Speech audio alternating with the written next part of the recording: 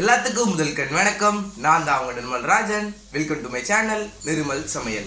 இன்னைக்கு என்ன பண்ண போகிறோம் பார்த்தீங்கன்னா, கேரளாவோட ஸ்பெஷல் டிஷ். அவங்க வந்து பிரேக்ஃபாஸ்ட்டுக்கு சைட் டிஷ்ஷாக யூஸ் பண்ணுற கடலைக்கறி தான் பண்ண போகிறோம். எங்கள் வீடியோ புதுசாக பார்க்குறீங்கன்னா மறக்காமல் லைக் பண்ணுங்கள், உங்கள் ஃப்ரெண்ட்ஸோட ஷேர் பண்ணுங்கள். இப்போ நம்ம வீடியோக்குள்ளே போகலாம்.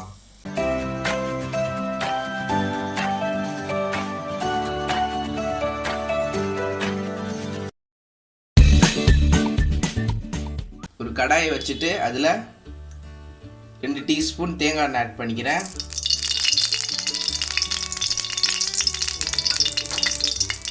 இன்னும் சூடானதுக்கப்புறம் ஒரு 4 பல்லு பூண்டை குட்டி குட்டியாக கட் பண்ணி வச்சுருக்கேன், அதை ஆட் பண்ணிக்கலாம்.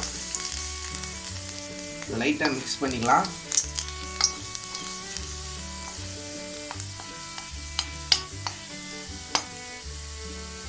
லைட்டாக ப்ரௌன் கலர் வந்ததுக்கப்புறம் ஒரு பெரிய வெங்காயத்தை குட்டி குட்டியாக கட் பண்ணி வச்சுருக்கேன், அதையும் ஆட் பண்ணிக்கலாம். இது நல்லா கலர் மாறுற வரைக்கும் குக் பண்ணிக்கோங்க.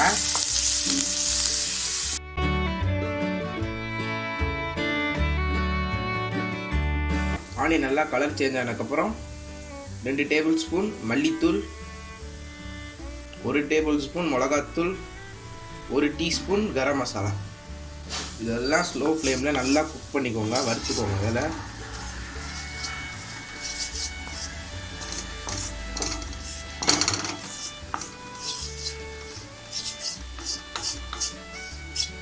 இதில் இதில் நான்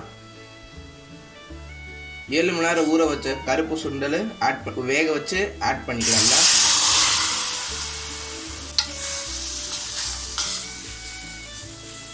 வேக வைக்கும் உப்பு போட்டு வேக வச்சனால இதுக்கு கொஞ்சம் பார்த்து உப்பு போட்டுக்கிறோம்.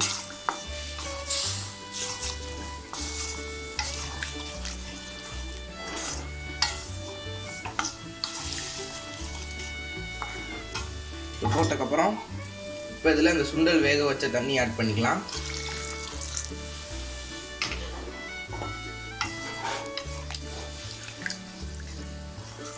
இப்போ இந்த சுண்டல் வந்து இந்த மசாலாவோட மிக்ஸ் ஆகிறதுக்கு ஒரு 10 மினிட்ஸ் அப்படியே மீடியம் ஃப்ளேமில் கொதிக்க வச்சிடலாம்.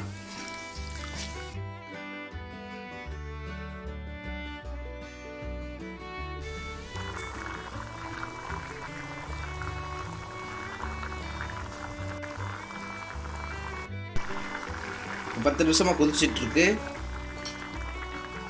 அதில் 100 ml தேங்காய் பால் ஆட் பண்ணிக்கலாம்.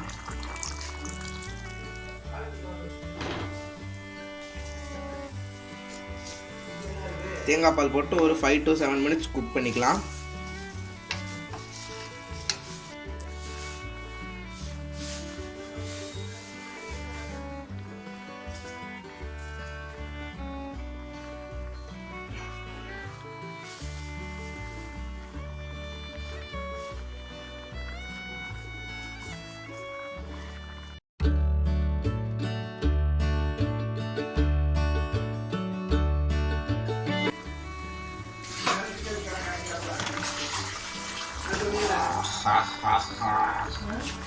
எண்ணெய் சூடானதுக்கப்புறம் 1 டீஸ்பூன் கடுகு போட்டுக்கலாம். கடுகு பொரிஞ்சதுக்கப்புறம் 6 சின்ன வெங்காயம் குட்டி குட்டியாக கட் பண்ணியிருக்கேன், அதையும் ஆட் பண்ணிக்கலாம்.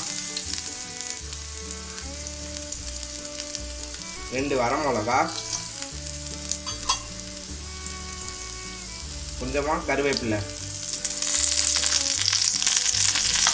எல்லாத்தையும் எண்ணெயில் வதக்கிக்கலாம்.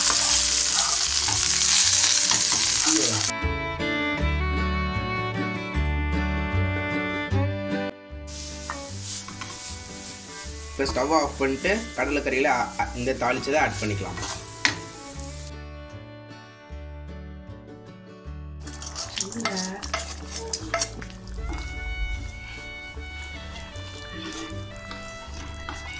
இப்போ கடலைக்கறி ரெடி ஆகிடுச்சு, சர்வ் பண்ணிடலாம்.